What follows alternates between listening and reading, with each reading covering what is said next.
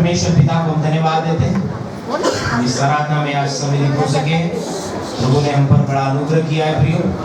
आइए इस समय हम वचनों की ओर विशेष रूप से अपना ध्यान हम केंद्रित करेंगे। आज के मनन और चिंतन के लिए जो शास्त्र पाठ चुना गया है वह नए नियम से मरकुस रचित सुसमाचार इसका 11वां अध्याय और पद 1 से लेकर 11 तक। मरकुस रचित सुसमाचार इसका 11वां अध्याय और पद 1 से लेकर 11 तक।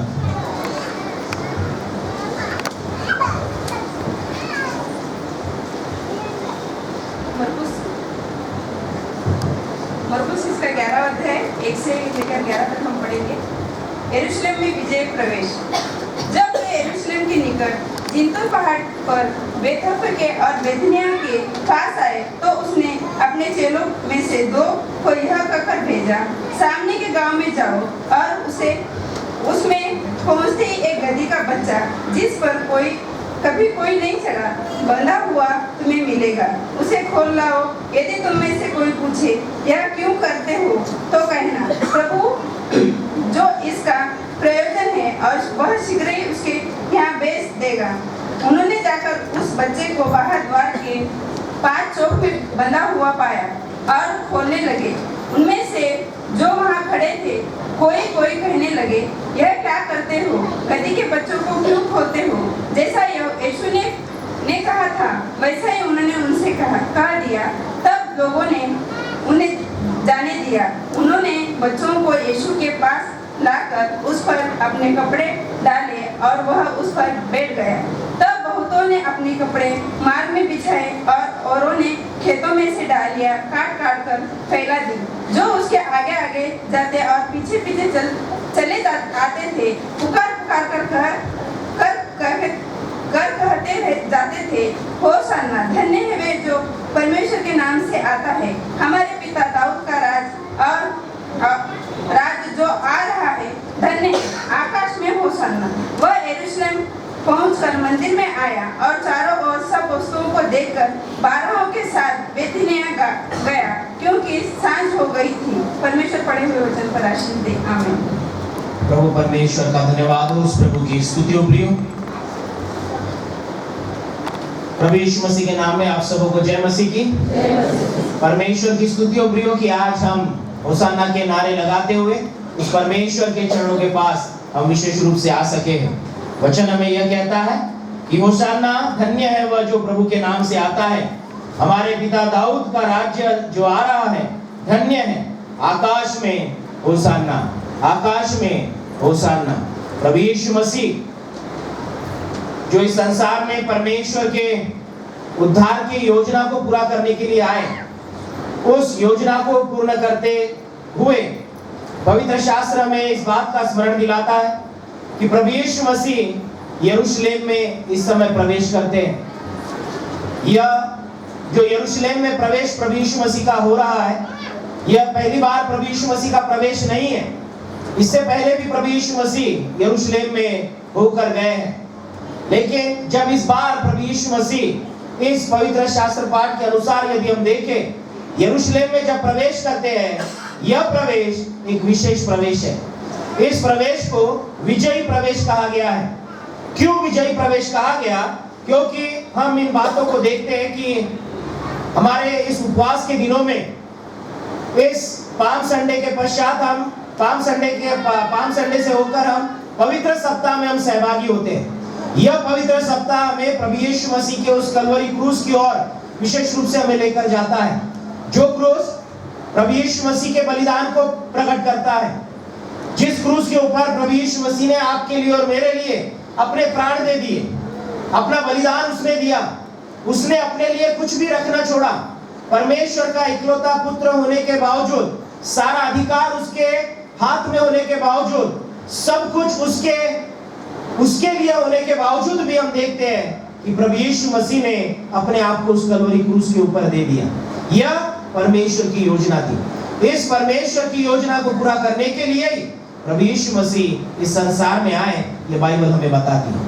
और हम देखते हैं कि यह पवित्र सप्ताह की शुरुआत जब होती है, प्रभु यीशु मसीह यरूशलेम में आते हैं और अंत में हम देखते हैं इस शास्त्र पाठ में कि प्रभु यीशु मसीह सांझ को लौट भी जाते हैं। सो प्रभु यीशु मसीह जब इस बार आए, प्रवेश जब करते हैं, कई महत्वपूर्ण बातें यहाँ पर घटित होती है जो हम सबों को ज्ञात है। कई सालों से हम इसके बारे में सुनते आ रहे हैं कि प्रभु यीशु मसीह ने यरूशलेम में जब प्रवेश किया उसे विजय क्यों कहा गया। तो बाइबल हमें विशेष रूप से इस बात को स्पष्ट कराती है कि प्रभु यीशु मसीह जब इस समय यरूशलेम में प्रवेश करते हैं तो भविष्यवाणी पूरी होती है। यदि हम जकरिया नबी की किताब इसका 9वां अध्याय और 9वां वचन यदि हम पढ़े तो वहां पर हम इस बात को पाते हैं।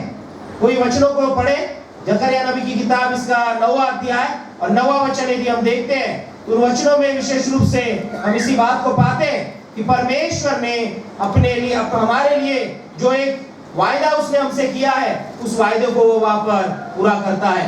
जकरिया 9:9।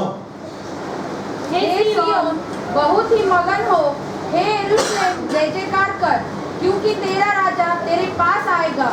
वह धर्मी और उद्धार पाया हुआ है, वह दीन है और वह गधे पर वरन गधी के बच्चे पर चढ़ा हुआ आएगा।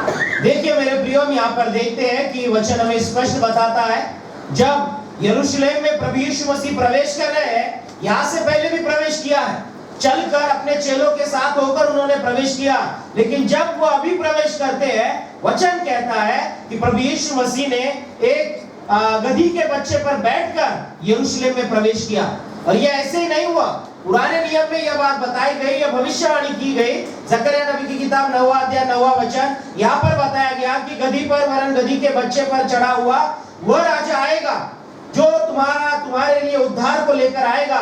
और इसीलिए उन्हें कहा गया कि हे सिय्योन, बहुत मगन हो, जय जयकार कर, आनंद कर, क्योंकि तेरा राजा तेरे पास आएगा। और जब यरूशलेम के निवासियों ने प्रभु यीशु मसीह को देखा कि वो गधी के बच्चे पर बैठकर आ रहा है, उन्हें इस बात का एहसास हुआ, उस भविष्यवाणी का स्मरण हुआ जो आराधनालयों में, सभा स्थानों में जो वहां पर वचनों को सुनते थे, वह उन्हें विशेष रूप से इस बात का एहसास हुआ। क्योंकि जब वहां पर उस समय में भी जब प्रार्थनाएं चलती थी, सिनागोग में हो या फिर आराधनालय में हो, वहां पर लोगों को इस बात से प्रेरित किया जाता था कि हमारी जो अभी की परिस्थिति है ये बदलने वाली है। हमारे लिए परमेश्वर एक राजा को भेजेगा और वो राजा हमारे लिए आएगा और वो राजा हमें हमारे दुखों से, हमारी तकलीफों से, इस दर्द से वो हमें छुड़ाएगा।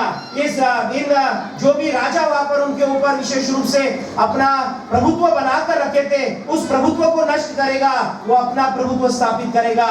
यह जो आशा लोगों के बीच में विशेष रूप से बोई गई थी, जब प्रभु यीशु मसीह को उन्होंने उस गधी के बच्चे पर बैठा हुआ आते देखा, उन्हें इस बात का विश्वास हुआ कि हमारा राजा आ रहा है, हमारा राजा आ गया है।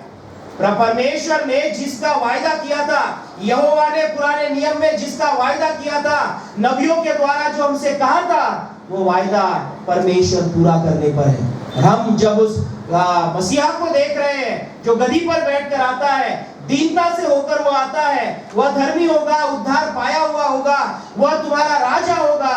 यह जो वचन में लिखा है, यह जो भविष्यवाणी की गई है, वह सचमुच पूरी हो रही है। और उस आनंद के मारे हम देखते हैं लोगों ने प्रभु यीशु मसीह का वहां पर स्वागत किया है। यह प्रभु यीशु मसीह का प्रवेश उनके लिए विशेष था। इससे पहले भी प्रभु यीशु मसीह को उन्होंने देखा होगा, इससे पहले भी प्रभु यीशु मसीह को चमत्कार करते हुए उन्होंने देखा, इससे पहले भी प्रभु यीशु मसीह को अद्भुत बातें, स्वर्ग की बातें, आने वाले परमेश्वर के उस राज्य की बातें, उनसे बातें करता हुआ प्रभु यीशु मसीह को उन्होंने सुना होगा। लेकिन अब जब वो देख रहे हैं, और प्रभु यीशु मसीह जो मसीहा, जो उद्धार देने वाला जो मसीहा है, वो आने वाला है, जब इसे उन्होंने देखा गधी के बच्चे पर आते हुए, उन्हें यह संकेत मिला, उन्हें विशेष रूप से यह वहां पर हम देखते हैं कि संदेशा प्राप्त हुआ, यही तुम्हारा राजा है और यह तुम्हारा उद्धार करेगा। तुम जिस भी बंधन में हो, उन बंधनों से तुम्हें वो छुड़ाएगा। जिसकी प्रभुता तुम पर है, जो तुम्हारे लिए दुखदायक है, जो तुम्हारे लिए विशेष रूप से पीड़ादायक है, उस दुख से वह तुम्हें छुड़ाएगा, तुम्हारे लिए उद्धार को लेकर आएगा। और हम देखते हैं कि उन्होंने क्या किया।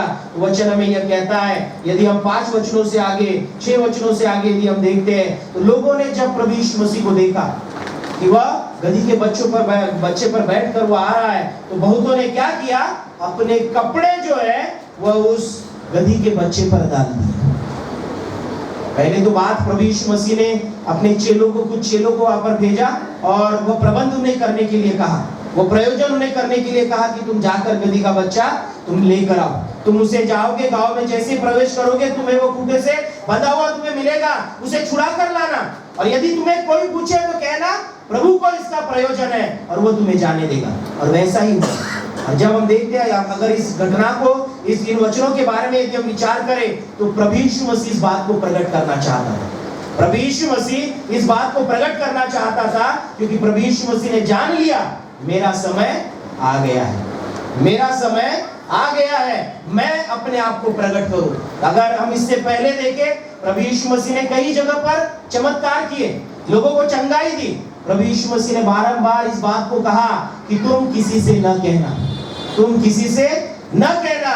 लेकिन हम यहाँ पर देखते हैं प्रभु यीशु मसीह क्या कहते हैं अपने चेलों से, यदि तुमसे कोई पूछे तो कहना प्रभु को इसका प्रयोजन है। प्रभु यीशु मसीह अब छुपना नहीं चाहता था, प्रभु यीशु मसीह अब अपने आप को पीछे हटाना नहीं चाहता था। प्रभु यीशु मसीह इस बात को प्रकट करना चाहता था, जिस राजा का, जिस मसीहा का, जिस उद्धारक का परमेश्वर ने तुमसे वायदा किया है, वह मैं हूं, वह मैं हूं। इस बात को प्रभु यीशु मसीह प्रकट करना चाहते थे, क्योंकि वह जानते थे कि समय आ पहुंचा है कि मैं यरूशलेम में एक विजय के साथ प्रवेश करूं। और हम देखते हैं कि प्रभु यीशु मसीह ने अपने चेलों को उसी प्रकार कहा। और जब लोगों ने इस बात को पहचान लिया, जान लिया, समझ लिया, स्मरण आया, उस भविष्यवाणी को उन्होंने जब याद किया, वचन कहता है, 7वां वचन यदि हम पढ़े, उन्होंने बच्चे को यीशु के पास लाकर उस पर अपने कपड़े डाले और वह उस पर बैठ गया। अपने कपड़े उस गदही के बच्चे पर डाले, जो दीनता को प्रकट करता है, जो एक सेवा भाव को प्रकट करता है। यदि गधे को हम देखें तो इस बात को प्रकट करता है कि वो परिश्रम करने वाला है। और यहाँ पर यदि प्रभु यीशु मसीह के साथ में उसे यहाँ पर बताया गया है, तो वह दीनता को यहाँ पर प्रकट कर रहा है। और हम यहाँ पर देखते हैं कि उसके ऊपर जब विशेष रूप से अपने कपड़े डाले गए, केवल वह उस बच्चे पर ही कपड़े डाले नहीं गए, लेकिन यदि हम 8वां वचन पढ़ते हैं तो 8वां वचन यह कहता है, तब बहुतों ने अपने कपड़े मार्ग में बिछाए और औरों ने खेतों में से डालियां काट काट कर फैला दी। यह पुराने नियम की एक रीत थी, यह पुराने नियम की एक प्रथा थी। जब भी राजा प्रजा में होकर चलता था, वो अपने पास में उनके ऊपर उड़े हुए कोई कपड़े होते थे, शॉल होती थी, उसे वो रास्ते पर बिछा देते थे। खजूर की डालियां लेकर वह राजा का स्वागत वहां पर करते थे। यह एक पुराने नियम की प्रथा थी। यदि हम पुराने नियम में पढ़ेंगे तो हमें निश्चित रूप से यह बात प्राप्त होती है कि जब जब राजा प्रजा में वह आता था, अपनी भेंट वो देता था, उनसे आकर वो मिलता था, उनमें से होकर जब वो जाता था, तब प्रजा उसका आदर, उसका सम्मान इस प्रकार व्यक्त करती थी कि अपने कपड़े वो मार्ग पर डालते थे, रास्ते पर डालते थे और डालियां हाथ में लेकर वो विशेष रूप से जय जयकार और होशाना के नारे वो राजा के लिए लगाते थे। ये एक प्रथा थी और यहूदी लोग उस प्रथा से अनजान नहीं थे। और जब उन्होंने देखा कि वो राजा आया है जिसका वायदा उनसे पवित्र शास्त्र में किया गया है, उसका उसी सम्मान के साथ उन्होंने स्वागत किया, उसी आदर के साथ उन्होंने उसका स्वागत किया। उन्होंने प्रभु यीशु मसीह को अपना राजा जानकर उन्होंने वहां पर ग्रहण किया। यह बात हम यहाँ पर बताते हैं कि प्रभु यीशु मसीह, हाँ, परमेश्वर जिस राजा को हमारे लिए भेजना चाहता था, वचन कहता है कि हे सिय्योन मगन हो, जय जयकार कर, तेरा राजा तेरे पास आएगा। यह जो वचन में कहा गया है, हम हमारे राजा को अब स्वीकार कर रहे हैं, उस राजा को वो स्वीकार कर रहे हैं। इस बात को हम यहाँ पर देखते हैं। सो भविष्यवाणी की परिपूर्णता वहां पर हमें दिखाई देती है।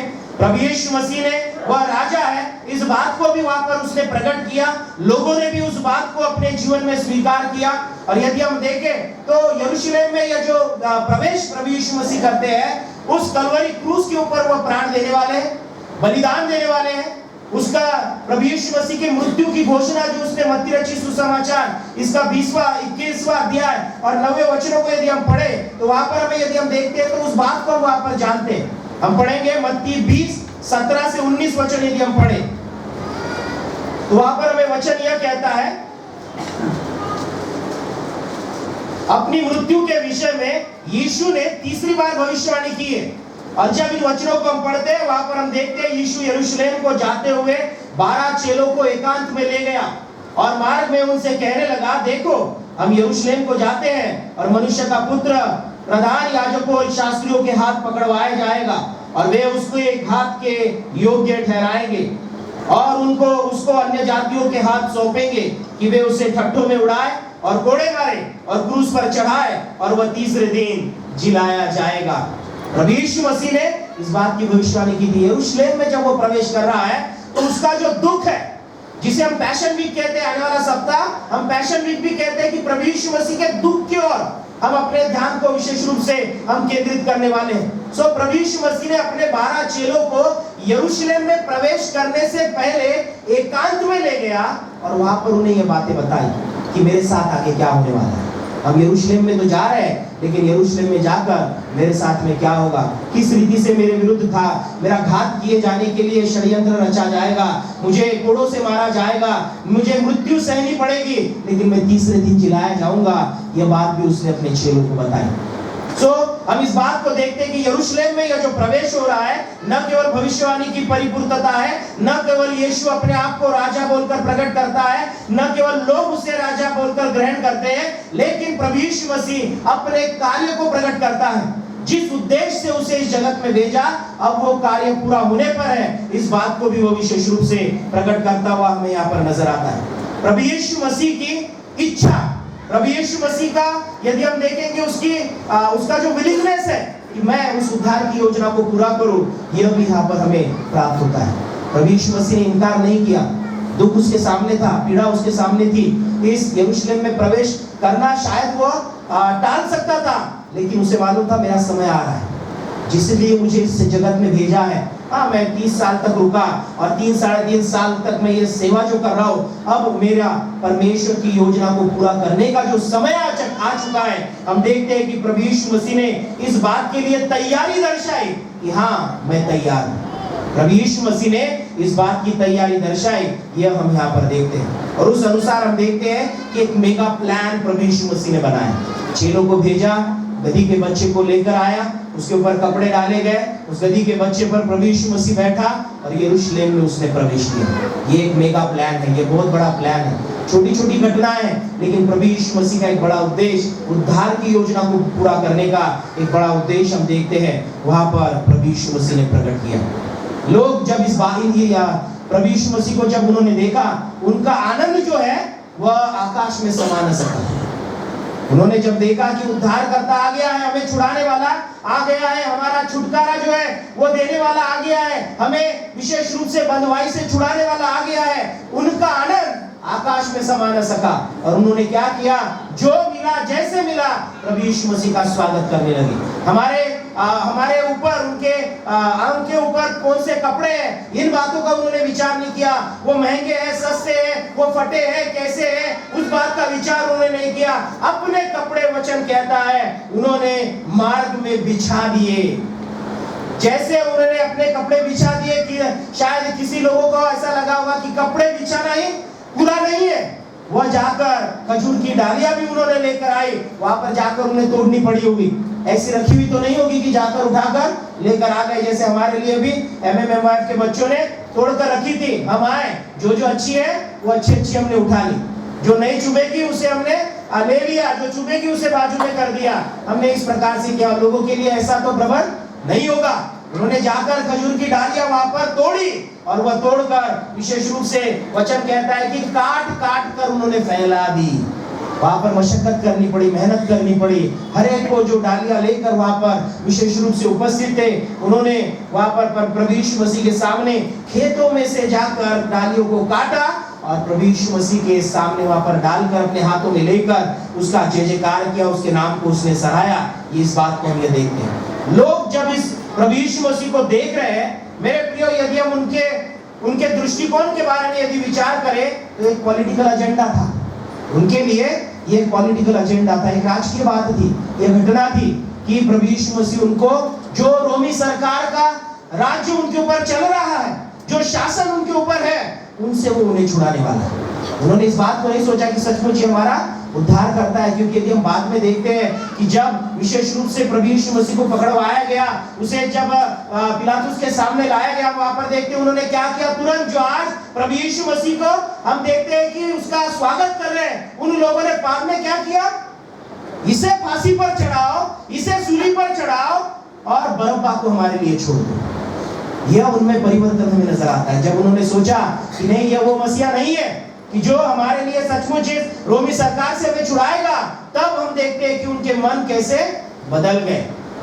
इसीलिए हम देखते हैं कि जब वो यहाँ पर प्रभु यीशु मसीह का स्वागत कर रहे हैं, एक तरह से उनका यह पॉलिटिकल एजेंडा था कि प्रभु यीशु मसीह जो है वो उन्हें रोमी सरकार से छुड़ाने के लिए आने वाला है। और जब हम प्रभु यीशु मसीह को भी देखते हैं तो प्रभु यीशु मसीह ने भी इसी बात को प्रकट किया कि मैं उस छुटकारे के लिए नहीं आया हूं जो जगत दृष्टिकोण से तुम देखते हो, उस जगत दृष्टिकोण से दिखने वाला जो छुटकारा है, मैं उसके लिए नहीं आया हूं। मैं आत्मिक छुटकारे के लिए तुम्हारे लिए इस जगत में आया हूं। क्योंकि यदि 11वां वचन हम पढ़ते हैं तो 11वां वचन में यह कहता है, वह यरूशलेम में पहुंचकर मंदिर में आया और चारों ओर सब वस्तुओं को देखकर 12 के साथ बैतनिया गया, क्योंकि सांझ हो गई थी। राजा अगर वहां पर आया है तो वहां पर वो लड़ेगा, वो जाकर उस राजा से विशेष रूप से वार्तालाप करेगा, मेल मिलाप की बात करेगा, उसके लोगों को छुड़ाने की बात करेगा। लेकिन प्रभु यीशु मसीह ने क्या किया? वचन कहता है कि प्रभु यीशु मसीह यरूशलेम में पहुंचकर मंदिर में गया और मंदिर में सब चारों ओर उसने देखा और देखकर वचन कहता है कि वह फिर बैतनिया में अपने 12 चेलों के साथ में वो लौट गया। लोग जिस उद्देश्य से उसका स्वागत करना चाह रहे थे, जिस उद्देश्य से प्रभु यीशु मसीह को अपना मसीहा, अपना राजा वो जान रहे थे, प्रभु यीशु मसीह ने उनके उन राजकीय दृष्टिकोण को, उनके उस दुनियादारी के दृष्टिकोण को प्रभु यीशु मसीह ने खत्म कर दिया। प्रभु यीशु मसीह राजा के पास नहीं गया, प्रभु यीशु मसीह मंदिर में गया, परमेश्वर के भवन में गया, वहां चारों ओर उसने दृष्टि की और वो फिर लौट गया। आगे हम पवित्र सप्ताह में देखने वाले हैं कि वो लौट गया, लेकिन जब फिर वापस आता है तो उसने क्या किया, इस बारे में हम निश्चित रूप से पवित्र सप्ताह में देखेंगे। लेकिन यहाँ पर बताने का उद्देश्य यह है कि प्रभु यीशु मसीह राजकीय बातों को पूरा करने के लिए नहीं आया, प्रभु यीशु मसीह आत्मिक बातों को पूरा करने के लिए आया। आपको और मुझे शैतान के बंधन से छुड़ाने के लिए आया, ना कि किसी मनुष्य के बंधन से छुड़ाने के लिए आया। प्रभु यीशु मसीह हमें पापों से छुटकारा देने के लिए इस जगत में आया। प्रभु यीशु मसीह जिस बंधन में, दासत्व में हम पड़े हैं आत्मिक जीवन में, उस आत्मिक बंधनों से प्रभु यीशु मसीह हमें छुड़ाने के लिए आया है। इस बात को प्रभु यीशु मसीह ने प्रकट किया। और इसीलिए मेरे प्रियो, जब हम यहाँ पर देखते हैं प्रभु यीशु मसीह ने उन लोगों की अपेक्षाओं को नष्ट कर दिया, जगत अपेक्षाओं को प्रभु यीशु मसीह ने नष्ट कर दिया। यह प्रभु यीशु मसीह का यरूशलेम में विजयी प्रवेश है। 3 महत्वपूर्ण बातें इस प्रभु यीशु मसीह के यरूशलेम में विजयी प्रवेश से हम सीखते हैं। हमारे मसीह जीवन के लिए हमें वह लागू करना अनिवार्य है। हमारे मसीह जीवन में हमें उसे स्वीकार करना अनिवार्य है। यरूशलेम में तो प्रभु यीशु मसीह का प्रवेश हो गया। हमने भी अपने जीवन में मानो आज उस रैली में सहभागी होकर प्रभु यीशु मसीह को अपने जीवन में हमने ग्रहण कर लिया। हम कहेंगे कि हाँ प्रभु, तू भी होशाना होशाना जब हम नारे लगाते हैं, अर्थ क्या है? हमें बचा। होशाना इस शब्द का अर्थ है हमें बचा। हमने भी शायद प्रभु यीशु मसीह को नारे लगाते समय कहा है कि प्रभु तू हमें बचा, और धन्य है वो जो प्रभु के नाम से आता है। हम उसके नाम का हमने जय जयकार किया है। मेरे प्रियो, प्रभु यीशु मसीह केवल हमें जगत दृष्टिकोण से समाधानी करने के लिए नहीं, जगत दृष्टिकोण से हमें विशेष रूप से सुख शांति देने के लिए नहीं, लेकिन आत्मिक रूप से हमें नया बनाने के लिए वो आया है। इन उपवास के दिनों में हम विशेष रूप से 34 उपवास की प्रार्थनाओं में हम सहभागी हो गए। आने वाले सप्ताह में और 6 प्रार्थनाएं हमारी उपवास की होने वाली है। इन उपवास के माध्यम से परमेश्वर ने निश्चित रूप से हमें अपने जीवन में एक नया दृष्टिकोण दिया है। वह दृष्टिकोण दुनियादारी का नहीं है, वह दृष्टिकोण आत्मिकता का है। और आज जब यह प्रभु यीशु मसीह का यरूशलेम में विजय प्रवेश है, उस आत्मिक दृष्टिकोण की ओर और एक कदम हमें आगे की ओर बढ़ाने के लिए प्रेरित करता है। और यह कदम क्या है? तो प्रभु यीशु मसीह जब इस जगत में आया, पहली बात इस घटना से, पहली बात इस विशेष रूप से यरूशलेम के विजय प्रवेश से हम जो अपने जीवन में लागू कर सकते हैं, मसीह इस नाते से, परमेश्वर के चुने हुए लोग इस नाते से, वह बात यह है कि जैसा प्रभु यीशु मसीह नम्र है, वैसे आपको और मुझे नम्र होना है। वह राजाओं का राजा होने के बावजूद अपनी दीनता को गधी के बच्चे पर बैठकर उसने प्रकट किया। उसने अपने आप को शून्य किया। वचन में कहता है उसने अपने आप को रिक्त किया, उसने अपने आप को खाली किया, ताकि आपका और मेरा जीवन भर जाए, ताकि आप और मैं फलवंत हो जाए, ताकि आपको और मुझे किसी बात की कमी घटी ना हो। इसीलिए प्रभु यीशु मसीह ने अपने आप को खाली कर दिया मेरे लिए। और परमेश्वर हमसे यह चाहता है कि इस यरूशलेम के विजयी प्रवेश को जब आज हम मना रहे हैं, इस पर जब आज हम मनन चिंतन कर रहे हैं, परमेश्वर चाहता है कि उस प्रभु यीशु मसीह की तरह दीनता को हम अपने जीवन में ग्रहण करें, दीनता का जीवन हम अपने जीवन में ग्रहण करें। हम अपने जीवन में विशेष रूप से किसी बात का प्राउडनेस लेकर हम अपने जीवन में आगे नहीं बढ़ सकते। अपने जीवन का जो मैं है उस मैं को हम छोड़े और हम दीनता के साथ अपने जीवन में आगे बढ़े। यह परमेश्वर विशेष रूप से हमसे चाहता है, क्योंकि मसीह जीवन में आगे बढ़ने के लिए नम्रता यह बहुत जरूरी है। नम्रता यह बहुत जरूरी है। हम यदि नम्र नहीं है तो हम परमेश्वर के लोग नहीं हो सकते। हम प्यार करते, हम कहेंगे कि हम यीशु का प्यार हमें है, लेकिन वो नम्रता यदि हमारे जीवन से प्रकट नहीं होती तो यीशु का प्यार भी हमारे जीवन में नहीं है। परमेश्वर ने अपने प्यार को ऐसा ही प्रकट किया कि यीशु मसीह को उसने आपके लिए और मेरे लिए भेजा। उस यीशु मसीह ने अपनी दीनता को उस यरूशलेम में विजयी प्रवेश होते हुए उसने उस दीनता को प्रकट किया। और इसीलिए यदि हम देखते हैं फिलिपियों की पत्री इसका 2 अध्याय उसके 5 से 8 वचनों को यदि हम पढ़े तो वचन भी हमें इस बात का स्मरण दिलाते हैं कि हमें प्रभु यीशु मसीह की तरह अपने जीवन में अपने आप को नम्र करना है। यीशु मसीह का सा स्वभाव तुम में उत्पन्न हो, यह प्रभु का वचन हमें कहता है। फिलिपियों की पत्री इसका 2 अध्याय और 5 से 8 वचनों को यदि हम पढ़े तो वहां पर हमें विशेष रूप से यही नजर आता है। जैसा मसीह यीशु का स्वभाव था वैसे ही तुम्हारा भी स्वभाव, जिसने परमेश्वर के स्वरूप होकर भी परमेश्वर के तुल्य होने को अपने वश में रखने की वस्तु न जाना। वो परमेश्वर के स्वरूप में था, परमेश्वर ने उसे सारा अधिकार दिया था, लेकिन हम देखते हैं कि उसने उस बात को अपने जीवन में स्वीकार नहीं किया। उसने अपने आप को विशेष रूप से हमारे सामने नम्र स्वरूप में उसने प्रकट किया है। और इसीलिए हम अपने जीवन में जब आगे बढ़ रहे हैं, मसीह जीवन में जब हम आगे चल रहे हैं, उस प्रभु यीशु मसीह पर जब हमने अपना विश्वास रखा है, जब हम अपने आप को मसीह कहलाते हैं, हमारे नाम से नहीं हमारे चाल चलन से, हमारे जीवन की दीनता जो प्रभु यीशु मसीह में हमें प्राप्त हुई है, वो दीनता हमारी प्रकट होना अनिवार्य है। प्रभु यीशु मसीह यह अपने चेलों का गुरु था, लेकिन यदि हम यूहन्ना रचित सुसमाचार 13वां अध्याय 1 से 17 वचनों को यदि हम पढ़ते हैं, वचन कहता है यीशु ने अपने चेलों के पांव धोए। यीशु ने अपने चेलों के पांव धोए। वो इतना नम्र बना, इतना उसने विशेष रूप से अपने चेलों के सामने अपने आप को लीन किया कि उसने अपने चेलों के पांव धोए। उस समय में यदि हम देखें तो यह बात मुमकिन नहीं थी। जो मालिक है वो आराम से बैठते थे और चेले वह मालिकों के पांव धोते थे, लेकिन हम यहाँ पर देखते हैं कि वो गुरु, वो राजाओं का राजा, वो प्रभुओं का प्रभु, वो हम देखते हैं कि अपने चेलों के पांव धोता हुआ हमें विशेष रूप से वहां पर नजर आता है। और इसीलिए फिलिपियों की पत्री इसका 2 अध्याय और उसका 3 और 4 वचन हमें इस बात का स्मरण दिलाता है कि हम दीनता से एक दूसरे को हम अच्छा समझें। वचन हम पढ़ेंगे फिलिपियों 2, 3 और 4 वचन। देखिए क्या कहता है। विरोध या झूठी बढ़ाई के लिए कुछ न करो, विरोध या झूठी बढ़ाई के लिए कुछ न करो कि मेरा बड़प्पन हो, मेरा नाम जो है ये प्रचार किया जाए, मैं बड़ा हूं, इस बात को विशेष रूप से लोगों के सामने रखा जाए। वचन कहता है विरोध या झूठी बढ़ाई के लिए कुछ न करो, पर दीनता से एक दूसरे को अपने से अच्छा समझो। यह दीनता है, अपने से दूसरे को अच्छा समझना, यह दीनता है। वचन कहता है। 4 वचन कहता है हर एक अपने ही हित की नहीं वरन दूसरों के हित की भी चिंता करे। अपने ही हित की नहीं लेकिन दूसरों के भी हित की चिंता करें। जब हम अपने आप को प्रभु यीशु मसीह की दीनता में ढालते हैं, जब हम अपने आप को प्रभु यीशु मसीह के उस नम्र स्वभाव में हम अपने आप को ढालते हैं, स्वीकार करते हैं, अंगीकार करते हैं, समर्पण करते हैं, तब हम अपना हित नहीं, अपने से ज्यादा दूसरों के हित में हमें विशेष रूप से हमें चिंता होती है। दूसरों के हित का हमें विचार होता है। वचन यही कहता है कि अपने ही हित की नहीं वरन दूसरों के हित की भी चिंता किया करो। यह नम्रता हमारे जीवन में आना बहुत जरूरी है। इस दीनता को हमें अपने जीवन में स्वीकार करना जरूरी है। प्रभु यीशु मसीह राजाओं का राजा था, प्रभुओं का प्रभु था। वह उस कलवरी क्रूस के ऊपर वह नहीं जा सकता था, लेकिन उसने अपने हित की नहीं, आपके और मेरे हित की उसने चिंता की और उस कलवरी क्रूस के ऊपर हो गया। वह कलवरी क्रूस के ऊपर वो गया, उसने बलिदान दिया, उस यरूशलेम में विजयी प्रवेश किया।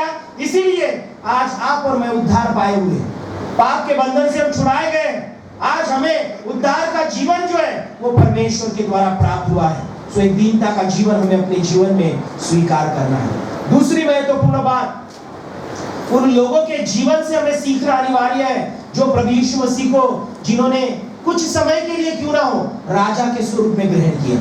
उन्होंने प्रभु यीशु मसीह को राजा, उद्धारकर्ता, मसीहा यह उन्होंने मान लिया। आज हमें उनकी तरह नहीं, लेकिन हमारे जीवन की आखिरी सांस तक प्रभु यीशु मसीह को अपना राजा, अपना उद्धारकर्ता, अपना मसीहा जानने की, मानने की, स्वीकार करने की, उस पर विश्वास करने की हमें जरूरत है, क्योंकि स्वर्ग और पृथ्वी का सारा अधिकार उसी प्रभु यीशु मसीह को दिया गया है। यदि हम वचन पढ़ते हैं, मत्ती रचित सुसमाचार उसका 28वां अध्याय 18 वचन, उस वचन में कहा गया, प्रभु यीशु मसीह ने स्वयं कहा कि स्वर्ग और पृथ्वी का सारा अधिकार मुझे दिया गया है। इस बात को प्रभु यीशु मसीह ने वहां पर प्रकट किया। यदि मत्ती रचित सुसमाचार उसका 16वां अध्याय 16 से 18 वचन भी यदि हम देखते हैं, वहां पर भी हम देखते हैं कि जीवित परमेश्वर का पुत्र मसीह है। इस बात की गवाही विशेष रूप से पतरस ने वहां पर दी। इस बात को स्वीकार किया कि हाँ, तू ही जीवित परमेश्वर का पुत्र मसीहा है। आपको और मुझे इस बात को आज ग्रहण करने की जरूरत है, आवश्यकता है।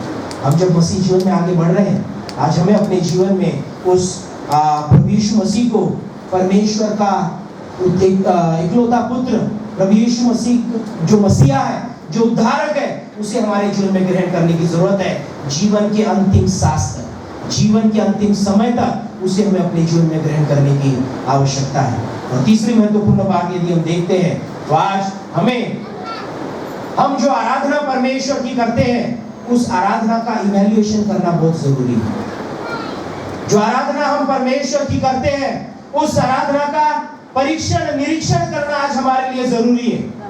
उन लोगों ने जैसी आराधना की, वैसी आराधना क्या आज हम अपने जीवन में कर रहे हैं?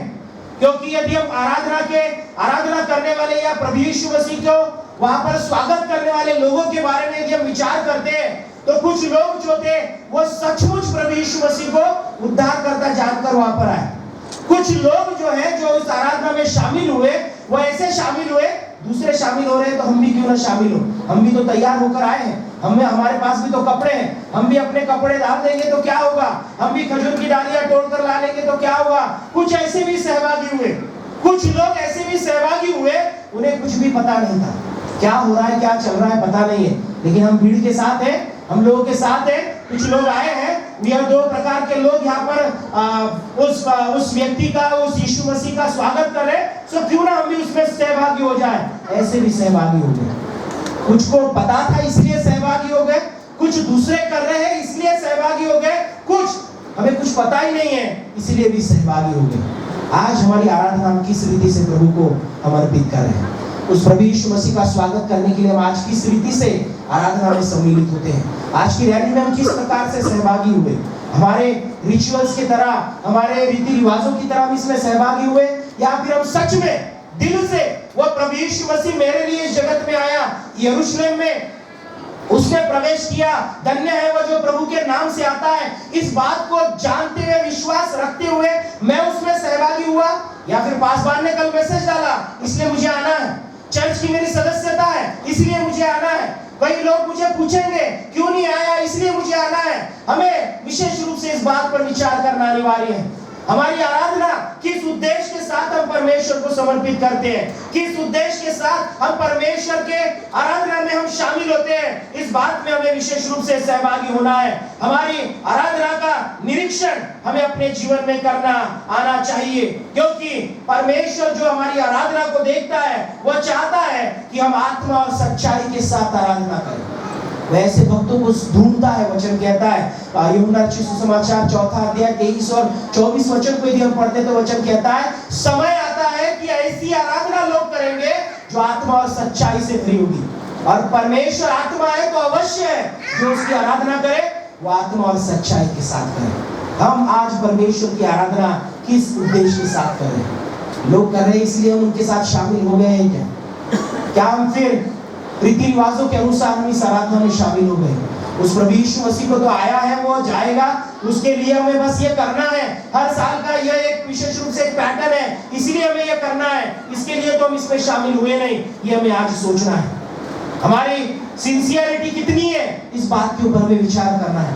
यदि हम उत्पत्ति की किताब में जाएं और हम काइन और हबेल के बारे में यदि हम देखें तो उनकी आराधना को हम देख सकते हैं।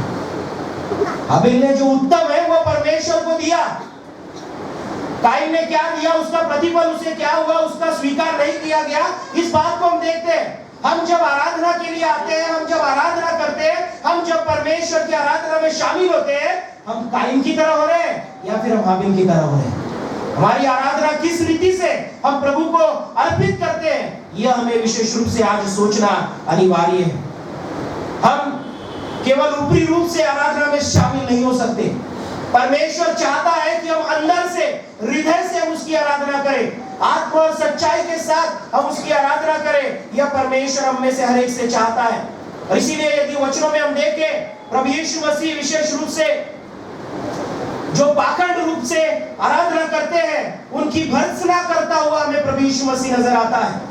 जो शास्त्री और फरीसी लोग आराधना में शामिल होते थे, उनके पाखंड को प्रभु यीशु मसीह ने जानकर उनकी भर्त्सना की।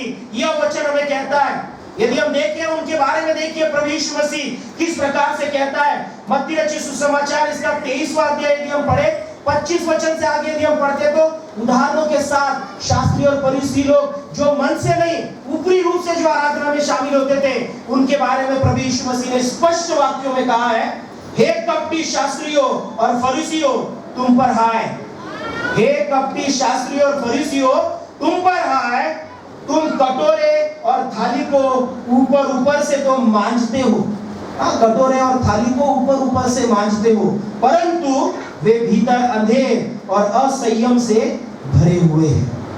ऊपरी रूप से हम अपने आप को मांजने का प्रयत्न करते हैं, साफ करने का प्रयत्न करते हैं, लेकिन वचन यहाँ पर प्रभु यीशु मसीह कहते हैं, अंदर से, भीतर से तुम अंधेर और असंयम से भरे हुए हो। हे अंधे फरीसी, पहले कटोरे और थाली को भीतर से मांज कि वे बाहर से भी स्वच्छ हो जाए। बाहर से स्वच्छ होने के लिए भीतर की स्वच्छता ये अनिवार्य, ये जरूरी है। ये प्रभु यीशु मसीह ने यहाँ पर कहा, हे कपटी शास्त्री और फरीसियों तुम पर हाय। ये प्रभु यीशु मसीह ने कहा। जब हम प्रभु की निकटता में आते हैं, उसके सम्मुखता में आते हैं, हमें ऊपरी रूप से साफ होकर नहीं आना है, हमें अंदरूनी रूप से, भीतरी रूप से अपने आप को स्वच्छ करते हुए, पवित्र करते हुए परमेश्वर की हुजूरी में आना है। आगे देखिए परमेश्वर प्रभु यीशु मसीह क्या कहते हैं 27 वचन में, हे कपटी शास्त्रियों फरीसियों तुम पर हाय, तुम चुना फिरी हुई कब्रों के समान हो, जो ऊपर से तो सुंदर दिखाई देती है, परंतु भीतर मुर्दों की हड्डियां और सब प्रकार की मलिनता से भरी हुई है। ऊपर से तो वो चुना विशेष रूप से फिरी हुई कब्रें जो है वो सुंदर दिखाई पड़ती है, लेकिन अंदर क्या है? मुर्दों से मुर्दे हैं। अंदर क्या है? सारी मलिनता वहां पर पड़ी हुई है। और वहां पर प्रभु यीशु मसीह कहते हैं, इस रीति से तुम भी ऊपर से मनुष्य को धर्मी दिखाई देते हो। शास्त्री और फरीसियों के लिए कहते हैं कि तुम ऊपर से तो धर्मी दिखाई देते हो, परंतु भीतर कपट और अधर्म से भरे हुए हो। आज हमें अपने आराधना के बारे में सोचना है। जब हम प्रभु यीशु मसीह को अपने जीवन में स्वीकार कर रहे हैं, प्रभु यीशु मसीह के नाम का हम जय जयकार कर रहे हैं, प्रभु यीशु मसीह यह यरूशलेम में विजय प्रवेश किया, वैसे ही तो हमारे भी जीवन में प्रवेश कर। यह जब हम प्रभु यीशु मसीह से कहते हैं, हमारा जीवन बाहरी रूप से ही तैयार है क्या? हमारा जीवन बाहरी रूप से ही विशेष रूप से चुना फिरी हुई उन कब्रों के समान है क्या, या फिर बाहर से ही साफ हुए वो बर्तनों के समान है क्या? आज हमें विचार करना है कि भीतर से भी हमने अपने आप को स्वच्छ किया है, पूरे हृदय से भी हमने अपने आप को स्वच्छ किया है। इस बात को हमें आज सोचना है, इस बात पर हमें आज विचार करना है। पर मैं प्रभु यीशु मसीह ने ऐसी अधूरे मन की, अधूरे साफ सफाई की, विशेष रूप से उस आराधना को, उस आराधकों को उसने उनका खंडन किया। यह यहाँ पर बाइबल हमें बताती है। हमें ऐसी आराधना नहीं करनी है, हमें ऐसे प्रभु यीशु मसीह का स्वागत नहीं करना है, ऐसे प्रभु यीशु मसीह का जय जयकार नहीं करना है, ऐसे प्रभु यीशु मसीह के नाम से होशाना के नारे नहीं लगाने। हमारे नारे ऊपरी नहीं, हमारे नारे भीतर से निकलने वाले हो, हमारे हृदय की सच्चाई उस परमेश्वर के सामने प्रकट करने वाली हो। क्योंकि वचन कहता है परमेश्वर ढूंढता है ऐसे भक्तों को, आराधकों को, कि जो आराधना आत्मा और सच्चाई के साथ करें। आज हम प्रभु यीशु मसीह जो राजाओं का राजा है उसके लिए हम यहाँ पर आए। हम सुबह उठकर यहाँ पर आए, हम विशेष रूप से अपनी नींद को तोड़कर यहाँ पर आए। हम शायद घर पर कुछ ना खाते हुए हम यहाँ पर आए, रैली में सहभागी हुए, हमने कुछ त्याग किया, लेकिन ऊपरी रूप से नहीं। हमने शायद कपड़े अच्छे पहने, हम सुंदर बनकर आए, लेकिन परमेश्वर बाहरी सुंदरता के बजाय हमारी भीतरी सुंदरता को तो अधिक महत्व देने वाला परमेश्वर है। हम केवल बाहरी रूप को देखते हैं, लेकिन परमेश्वर अंदरूनी रूप को देखने वाला वो हमारा प्रभु है। इसीलिए आज यह पाम संडे प्रभु यीशु मसीह का यरूशलेम में यह जो विजयी प्रवेश है, उस राजा को जब आज हमने ऊंचा उठाया है, उस राजा को आज हम देखे हैं, उस राजा का आज अनुभव जब हमने अपने जीवन में लिया है, उस राजा को हम जाने और उस राजा की महिमा हम अपने जीवन के द्वारा करें, ये परमेश्वर हमसे चाहता है। रीति रिवाजों की तरह हम ऐसी आराधना में, विशेष आराधना में जहाँ पर परमेश्वर की महिमा होती है, प्रभु को हम राजा के स्वरूप में स्वीकार करते हैं। हम रिवाजों की तरह नहीं, लेकिन एक आत्मिक उन्नति की तरह, आत्मिक जीवन में बढ़ोतरी की तरह हम इसे अपने जीवन में ले, ये परमेश्वर हमसे चाहता है।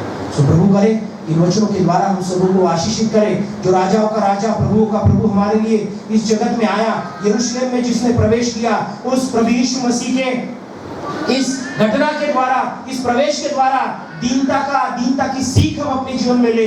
हम अपने जीवन में इस बात को समझे कि हमारी आखिरी सांस तक हमें उसे राजा, हमारा प्रभु यह जानकर, उद्धार करता जानकर हमें ग्रहण करना है। उन लोगों की तरह नहीं कि कुछ दिन के लिए स्वीकार किया और उनके विरुद्ध विपरीत जब परिस्थिति हो गई, उन्होंने उसे छोड़ दिया, उसे राजा बोलकर उन्होंने उसे त्याग दिया, उसे गुनहगार ठहराया, उस क्रूस की मृत्यु को उसे दो और बरअब्बा को छोड़ो, यह नारा उन्होंने लगाया। हमारे जीवन से यह न हो, हमारे जीवन से हमारी आखिरी सांस तक वही प्रभु हमारे लिए राजा हो, वही प्रभु हमारे लिए उद्धारक हो, वही हमारे लिए मसीहा हो। इस बात को हमें ग्रहण करना है और हम जो आराधना प्रभु की करते हैं उसका इवैल्यूएशन हम करते रहे, उसका परीक्षण हम करते रहे कि मैं कैसी आराधना प्रभु को कर रहा हूँ, मेरे जीवन से कैसी आराधना प्रकट होती है, ऊपरी तौर से है या अंदरूनी तौर से है। इस बात को विशेष रूप से आज हमें सोचना जरूरी है। और ये इस पवित्र सप्ताह में प्रभु हम सबों को आशीषित करेगा। इस पवित्र सप्ताह में वह राजा हमारे जीवन में प्रवेश करेगा और हमारा जीवन अंदरूनी रूप से बदल जाएगा। उन शास्त्री फरीसियों की तरह नहीं जो ऊपरी रूप से बदल गए, लेकिन अंदरूनी रूप वैसे ही रहा। प्रभु चाहता है अंदर से बदल जाए, प्रभु चाहता है हमारा स्वभाव बदल जाए, प्रभु चाहता है हम दीनता को हम ग्रहण करें, प्रभु चाहता है एक दूसरे को हम दीनता से ग्रहण करें, एक दूसरे का हित हम जाने, न केवल अपना हित लेकिन अपने पास बैठे वाले अपने पड़ोसी का भी हित हम अपने जीवन में जान सके। यह परमेश्वर हमें बोझ देना चाहता है। वो प्रभु यीशु मसीह इस रीति से हमारे जीवन में कार्य करना चाहता है। सो मेरे प्रियो, उस राजाओं के राजा को अनुमति दे कि हाँ प्रभु तू मेरे जीवन में कार्य कर, ऊपरी रूप से नहीं, मेरे हृदय को, मेरे स्वभाव को, मेरे विचारों को, मेरे जीवन को तू अंदरूनी रूप से बदल दे और मैं तुझे अपने जीवन में लेना चाहता हूँ। आइए प्रियो इस समय प्रार्थना करें। हालेलुया, हालेलुया, धन्यवाद प्रभु। हमारे जीवित परमेश्वर पिता, हम फिर एक बार आपके चरणों के पास इस समय आते हैं, आपके नाम को धन्यवाद देते हैं क्योंकि सचमुच आप हमारे जीवित परमेश्वर। आज प्रभु आप हमारे लिए इस संसार में हैं, हमें ये भरोसा है पिता कि प्रभु जी आपके आने के द्वारा हमें उद्धार मिला है और उसी उद्धार के कारण आज हम आपके चरणों के पास बैठ सके हैं। अन्यथा हम दुनिया में घूमते थे, अन्यथा हम दुनिया के पापों में पड़े रहते थे, उन शैतान के बंधनों में हम जकड़े रहते थे। लेकिन प्रभु आपके आने से हमारा जीवन बदल गया, आपके आने से हमें नई जिंदगी मिल गई, आपके आने से प्रभु छुटकारा हमें मिला, आपके आने से प्रभु हम पिता परमेश्वर परिवर्तित हो गए। हम आपके नाम को धन्यवाद देते हैं। आज हमारे कलीसिया के लिए प्रार्थना करना चाहते हैं कि प्रभु हम इस पाम संडे को पिता परमेश्वर रीति रिवाज की तरह नहीं, लेकिन प्रभु एक आत्मिक दृष्टिकोण से प्रभु हम इसे ग्रहण करें। हम चाहते हैं पिता कि प्रभु जो दीनता आपने अपने जीवन से प्रकट की, अपने कार्य से प्रकट की, प्रभु वैसी ही दीनता हम भी अपने जीवन में प्रभु प्राप्त करें और अपने जीवन और कार्यों के द्वारा हम उसे प्रकट करते रहे प्रभु, ऐसी आप कृपा करें, हम आपसे विनती करते हैं। आप ही केवल राजाओं के राजा हैं, स्वर्ग और पृथ्वी का सारा अधिकार आपको दिया गया है। आप ही जीवते परमेश्वर के पुत्र मसीहा हैं प्रभु। इस बात को हम आखिरी सांस तक मानते रहे। हम आधे अधूरे में प्रभु आपको ना छोड़े प्रभु, दुख को देखकर हम ना छोड़े, बीमारियों को देखकर आपको ना छोड़े, लेकिन प्रभु दुख के समय में हम प्रभु और दृढ़ता से प्रभु आपको थामे रहे। ऐसी आप कृपा करें, हम आपसे विनती करते हैं। हम जो आराधना आज आपको कर रहे हैं, हम चाहते हैं प्रभु हाबिल की तरह हमारी आराधना आपको कबूल हो। पिता परमेश्वर, काइन की तरह नहीं लेकिन हाबिल की तरह हमारी आराधना आपको प्रस्तुत करने वाले हम आपके प्रिय लोग बने। हम चाहते हैं पिता परमेश्वर कि प्रभु हम अंदरूनी रूप से आत्मा और सच्चाई के साथ प्रभु हम आपकी आराधना करें। प्रभु ऐसा आशीष हम सबों को प्रभु आप प्रदान करें, हमारी कलीसिया को आप प्रदान करें। फिर एक बार सारी बातों के लिए आपकी स्तुति और महिमा करते हुए यरूशलेम में हमारे प्रभु यीशु मसीह ने जो विजय प्रवेश किया है, वैसा ही प्रवेश प्रभु आपने हमारे भी जीवन में विजय प्रवेश किया। इस बात को ग्रहण करते हुए यह प्रार्थना उद्धारक प्रभु यीशु मसीह के नाम से मांगते हैं। सुनिए और बड़ी दया से कबूल कीजिए पिता, आमीन।